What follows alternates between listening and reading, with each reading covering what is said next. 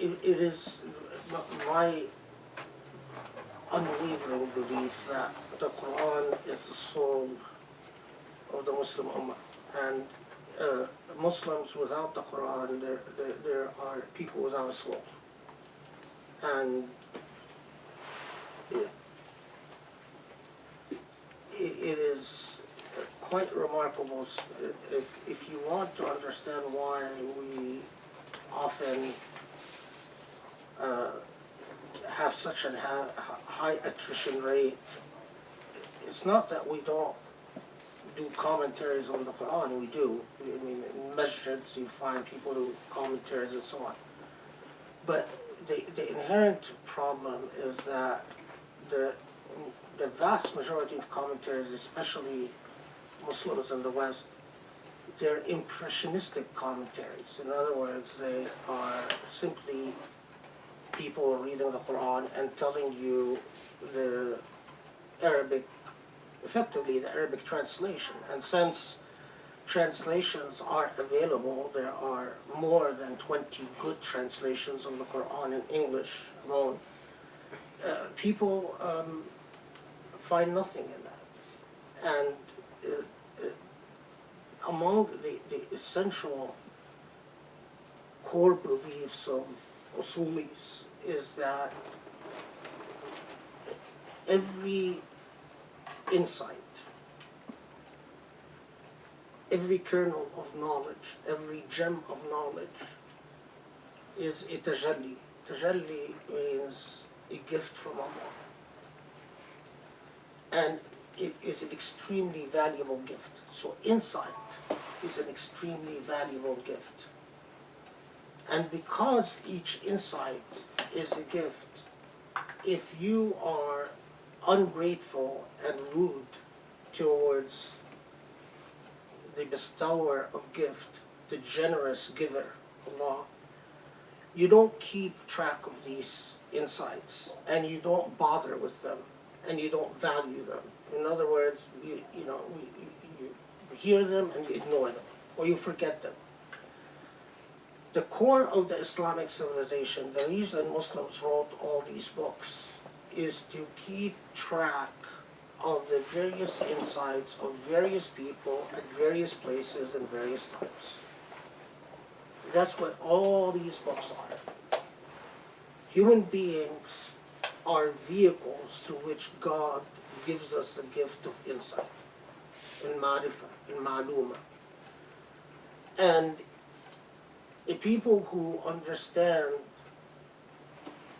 and value the gift of existence and the meaning of existence, they celebrate these insights and show gratitude by preserving them and learning from them. The people who don't act as if insights are superfluous to their being. But very soon, they become as if those who have forgotten God, so eventually they forgot who they are. They become as if, as in Surah Al-Hadid, that like the people who God gave them the book, فَطَلَ عَلَيْهِمُ الْأَمَدْ فَقَصَتْ قُلُوبُهُم, that they, in due time, their hearts have hardened and no longer understand the divine. My motivation in agreeing to this Usuli effort is to try within my space. The world has a Lord, and that Lord decides who's popular and who's not popular and who is heard and who's not heard. That's not my business. But within my space, to try to rekindle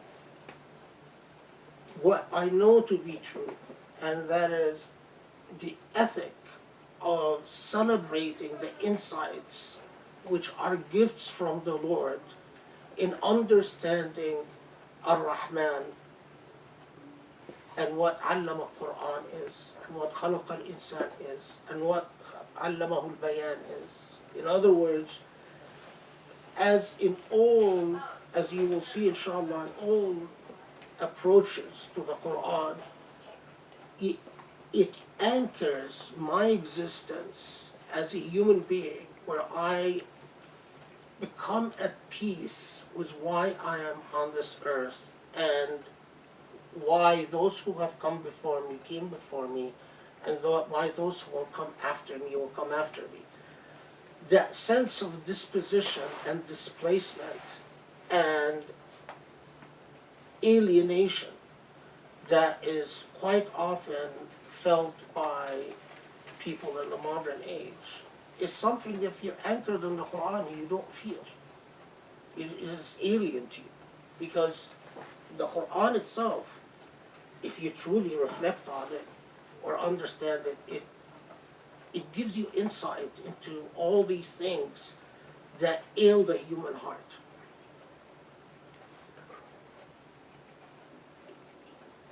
I have to tell you, Sharif has been after me to tell him the tafsir of Surah Rahman for 6 years now. And every time I tell him, when he asks me, I tell him, if I start talking about the Rahman, I am talking about the meaning of everything. So wait. And he's been waiting 6 years. Finally, as this Halaqa is approaching, I always pray istikhara before a Halaqa, and he got his wish. It was quite clear that I have to comment on Rahman. So my heart is, every time I look around, and I'm sure all of you feel the same thing, and we see the state of the Ummah, and I go back and I reflect upon what I learned about the Quran, and I feel if only Muslims knew their own book. So, quick comment about one question. Keep in mind what I started the Halaqa with. I'm going to just elaborate on it a little bit because there was a question about it. The Quran, as Allah tells us, and I discussed this in Reasoning with God, so if you want greater clarity, read that section in Reasoning with God. There are ayat muhkamat and ayat mutashabihat. The ayat muhkamat is Kitab, the spine of the revelation. Kitab is literally mother of the book, but the meaning of it is like it's the core of the revelation. Now, we have been raised, thanks to Wahhabi influence, thinking that muhkamat means they have a literal meaning and mutashabihat means they have non-literal meaning. So they would tell you that وَكَانَ عَرْشُ رَبُّكَ عَلَى الْمَاءِ, the throne of your God was on the water. They would say, well, that's mutashabih because we don't really understand how could the throne of God be on the water, so just leave it alone. So they would tell you that muhkamat means verses that are, aqim as-salah, do your prayer. That's muhkam. Why? Because it has a clear meaning. And mutashabih is something that we don't really know what it means. That's not the Usuli position. The Usuli position is muhkamat are the eternal revelation that addresses the realities of humans and non-humans from time, primordial time. In other words, these revelations tell you the truth of things as they are without the contingency of history. Mutashabih are the verses that apply to historical circumstances. For instance, the verses that talk to the Prophet and his dealings with his wives, right? Can we really understand what the historical circumstances were? We can sort of get an idea, but we weren't living at the time. So when Allah tells the wives of the Prophet, if you want, I can liberate you, and you, etc., etc. These are all whatever is historically contingent relies on subjectivities that are inaccessible to us. Does everyone follow that? Yes. Okay.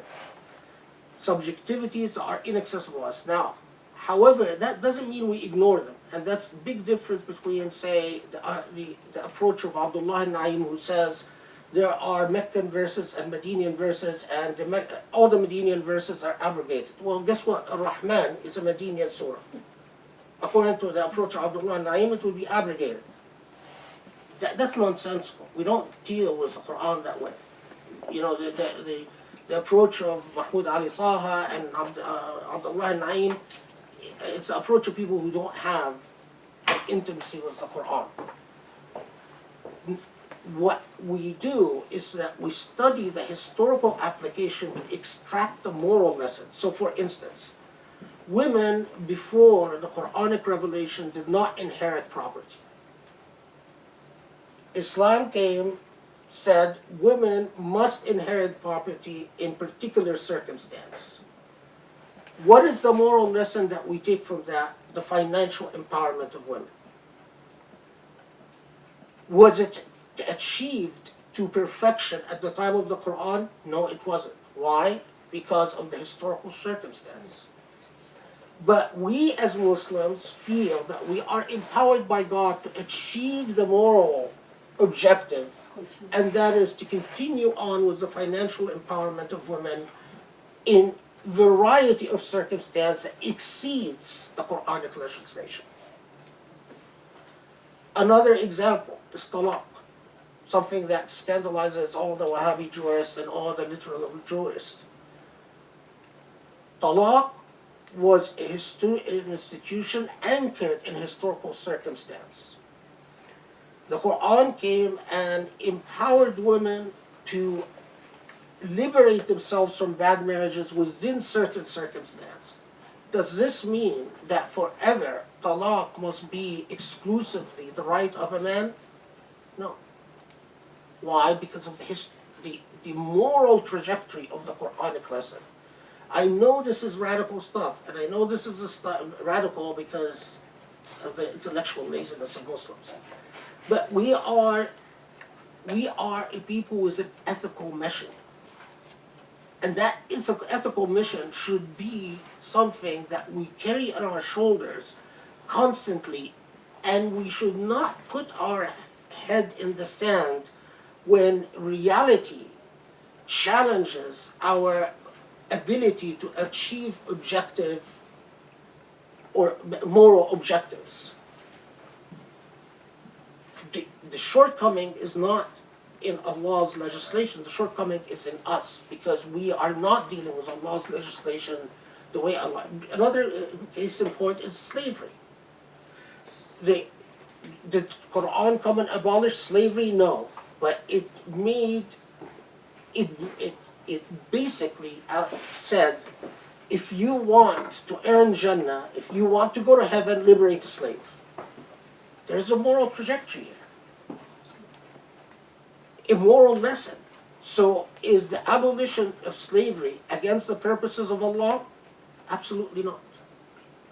It's amazing that we started out the 20th century with this understanding being an assumption that everyone took for granted. That's why Muslims did not have a hard time abolishing slavery.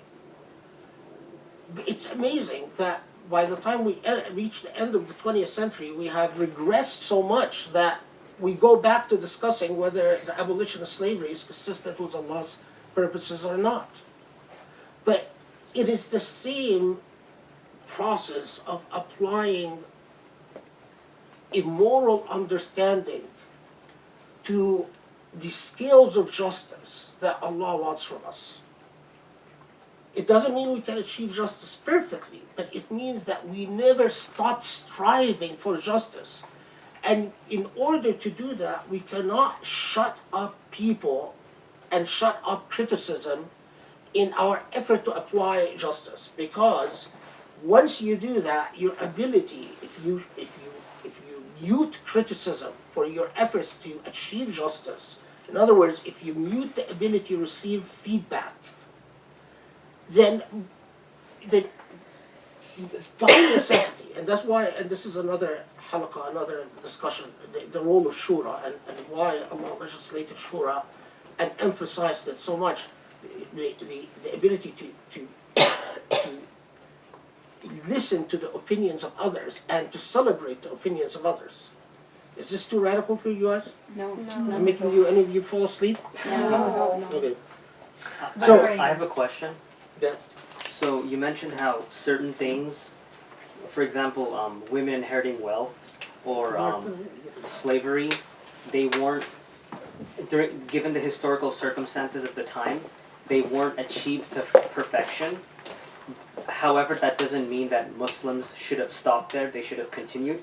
So why were certain things not necessarily completely prohibited, but certain things like adultery or consuming alcohol, these things were, what were the historical circumstances that led to, say, that the wisdom behind, say, outlawing alcohol or adultery completely, but slavery wasn't completely outlawed during the historical? To each of them, I mean, we can, and inshallah we could have long discussions about the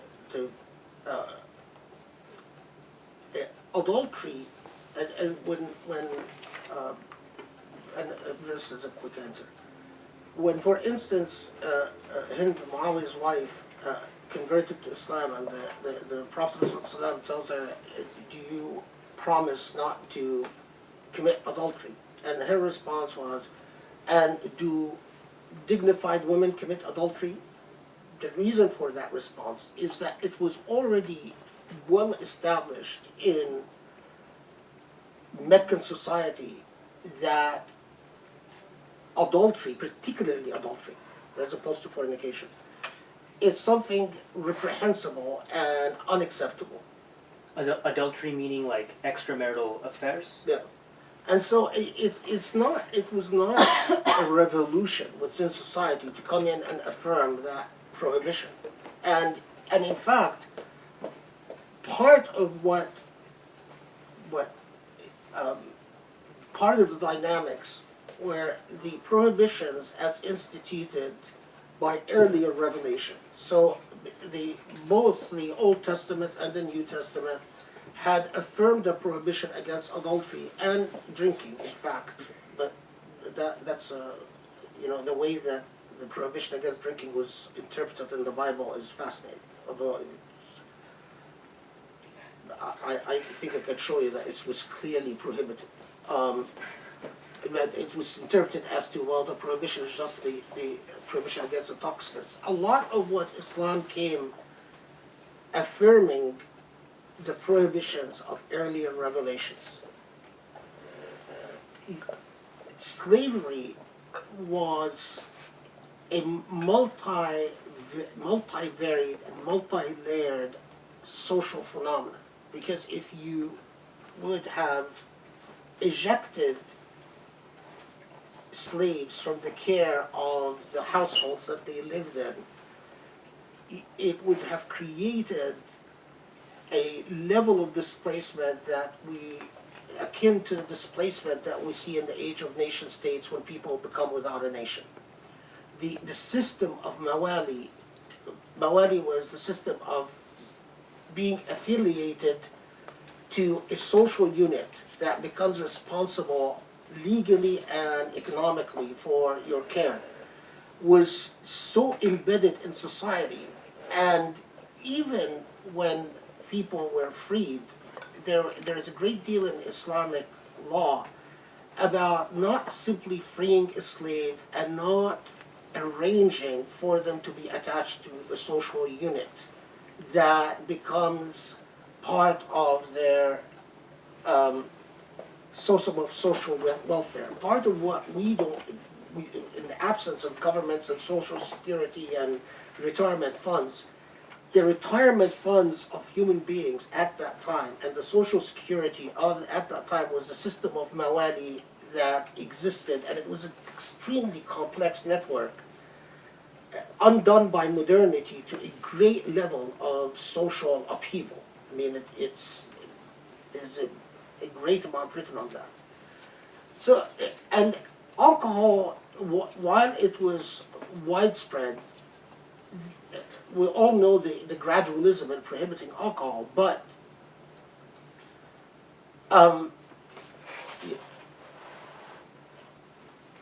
the amount of criminal activity, and this, by the way, continues to our age, there is never a crime, and it's a disgusting crime, that I've seen in this society without alcohol or drugs involved. And so there wasn't a complex system of benefits and costs that you weigh when it comes to alcohol. It was all evil. I mean, it was just literally where there were bars widespread. And what's interesting, this is an aside, the history of bars in the Islamic civilization is itself very complex, because although Muslims Quran prohibited alcohol and also Islamic law prohibited alcohol, can we say that Muslims successfully snuffed out the consumption of alcohol in this society? No, they didn't. And it continued to exist for a variety of reasons. But nevertheless, they're not parallels, because every situation in which there was gradualism in legislation and a moral trajectory, you could see a social institution with costs and benefits. And you had to weigh the amount of harm against the amount of benefit. But things that were prohibited absolutely, without compromise, did not have a system of costs and benefits. Again, pork, same thing, prohibited before in earlier revelations, like alcohol, like adultery, and so on. I mean, that's the short answer. There is a much longer answer, which I talk about in Reasoning with God, that I'll leave. We'll deal with it as we deal with various Quranic revelations, inshallah. Okay, good? Yeah. All right, so let's go back to Rahman. Sharif has been waiting 6 years for this. So. He's right away. Now he has to wait for something new. So, now,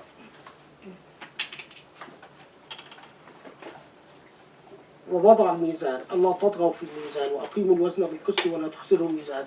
So that emphasis on the scales, and the scales of justice as being at the core of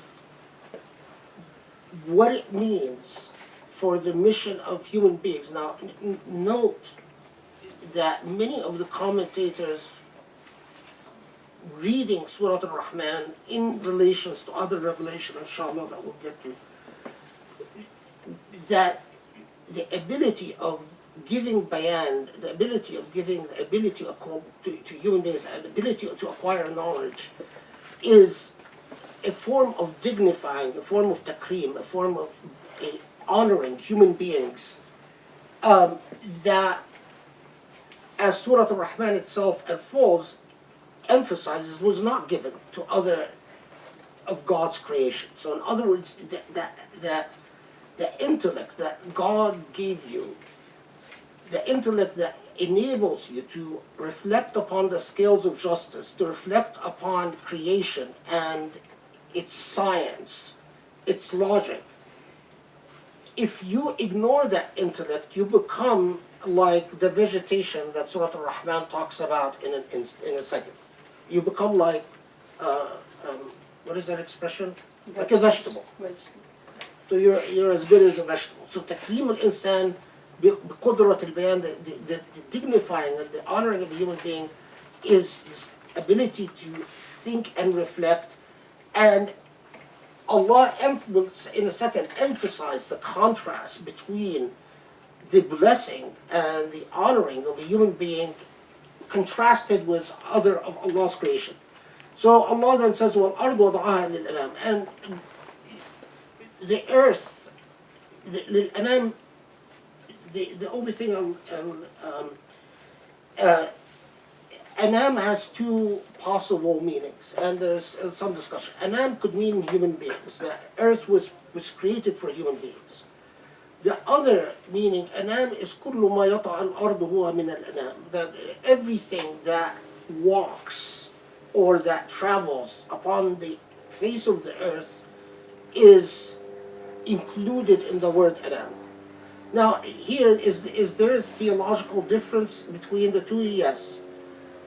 One emphasizes that the earth was primarily created for human beings. The second emphasizes that the earth was created an equal right to everything that traverses on the face of the earth.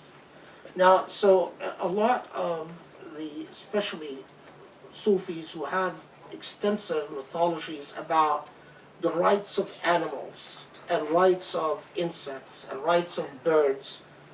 Sufis, for instance, wrote The Conference of the Birds, which is a metaphor to what you can learn from creation. That earth itself was created in equal right, not just for human beings, but for animals as well. This is another layer that you can get into extensive discussions in. You might know that the hadith of the Prophet ﷺ that if you kill an ant without justification, Allah holds you accountable on the final day. It goes back to this narrative that, in fact, when you look at everything that exists on earth, you must look at it as having a right. Now, of course, from what we call environmentalist perspective today, that's extremely significant, because if it's not a matter of, just simply your own interest as a human being in consumption or in leisure or in comfort, how you displace other beings on earth. If the Quran tells you that Allah created this earth in equal measure for them, then they have that entitlement and that right, and Allah will hold you responsible. And it is, as Imam Jilani said, that it is corrupting the scales of justice to kill a fish that you do need not to kill. So in other words, if you kill a fish that for sport, as opposed to hunger, Allah will hold you accountable in the hereafter, because that's corrupting the scales of justice. Imam Ibn Arabi has a long discussion on وَالْأَرْضُ وَضْعَهَا لِلْأَنَامِ and the whole meaning of the word anam and the various implications of this. But we'll just continue with one more verse. Okay. وَالْأَرْضُ وَضْعَهَا للأنام فيها فاكهة والنخل ذات الأكمام. Now, the fascinating. First, let me give you the translation, so I don't. Since I don't. I'm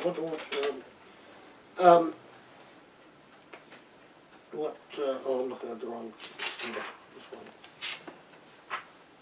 Okay, so. There are fruits of all kinds, this is the literal translation. There are fruits of all kinds on it, and date palms where their clusters sheathed. Now,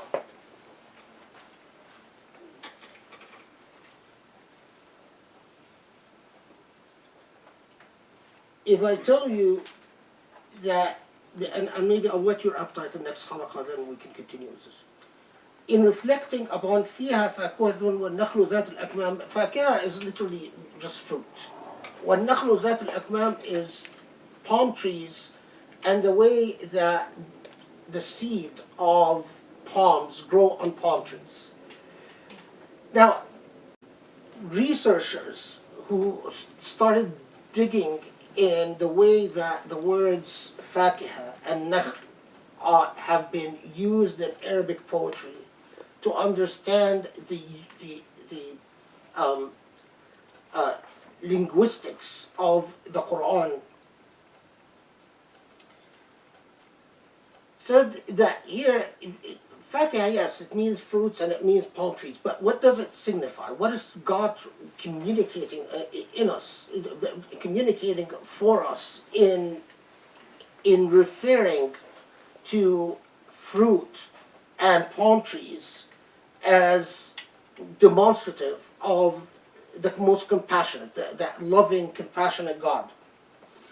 So I'm looking at the text because I don't want to mess up the expression, which is quite وتقويما لأمزجتهم وتقويا لهم. It's quite fun. Anyway, so here's what you're applying to it. Let's say the fruit and the palm trees refer to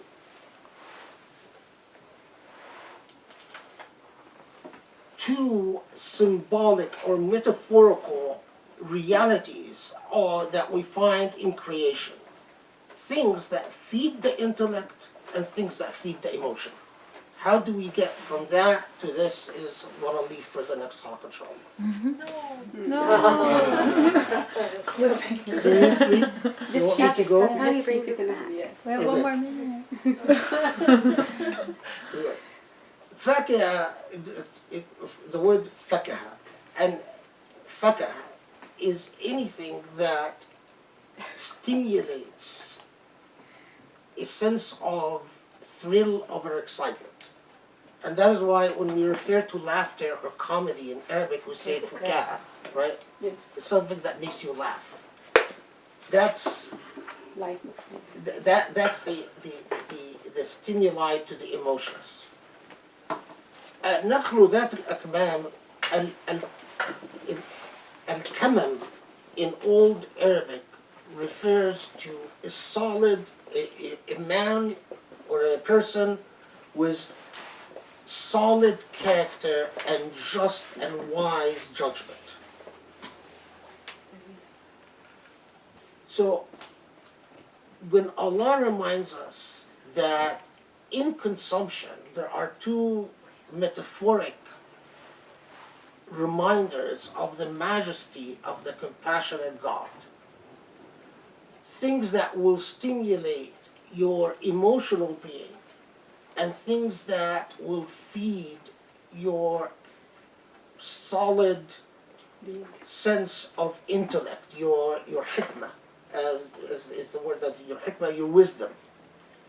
And in the entire Surah Al-Rahman will unfold upon a duality that is reaffirmed throughout the surah.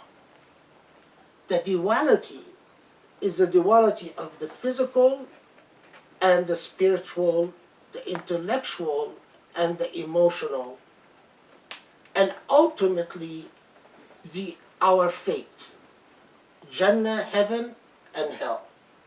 Now, don't be too quick to draw a correlation between the emotional, intellectual, and heaven and hell, but that Allah reminds you that in the same way that Allah created the shams, the sun and the moon, and Allah created things in partners, and Allah created the emotion and the intellect, and Allah created man and woman, and Allah created humans and jinn, because we're going to come to that.